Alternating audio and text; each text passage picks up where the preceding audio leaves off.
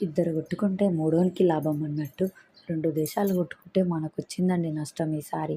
అదేంటి సిలిండర్ల టెన్షన్. అమ్మా! నాకైతే చాలా భయమేస్తుంది. అది ఎప్పుడైపోతదో ఏమో అని. మార్నింగ్ అయిపోయిందనుకో పిల్లల స్కూల్‌కి లేట్ అయితది. అందుకే ఇదో టెన్షన్ ఎందుకురా నాయనా అని ఇగ సాయంత్రం కూడా బయటనే వంట చేస్తున్నా. ఇక్కడైతే నేను బగారేసి కన్నయ్య వాళ్ళకైతే తినిపించేసిన. వాళ్ళిద్దరు తిన్న లోపు మా మామయ్య అయితే కూరగాయలైతే తీసుకొనొచ్చిండు. ఇక్కడ నేను మా కన్నయ్య ఇద్దరం కలిసి కూరగాయలైతే చదిరినాం. వాడైతే అవేంటివా అవేంటివి అని అడుగుతున్నాడు. ఇద్దరం కూరగాయలు చదిరిన తర్వాత చికెన్ కూడా తీసుకొచ్చిండు. నేను అట్లాగే కట్టెల పొయ్యి మీద టేస్ట్ బాగుంటుందని చెప్పేసి ఈ కట్టెల పొయ్యి పైన అట్లే కుండలో కర్రీ అయితే చేసేసిన. చికెన్ కర్రీ చాలా టేస్టీ ఉండే కుండలో. మా బావ వచ్చిన తర్వాత ఇద్దరం కలిసి హ్యాపీగా బయటనే కూర్చొని భోజనం చేసినాం.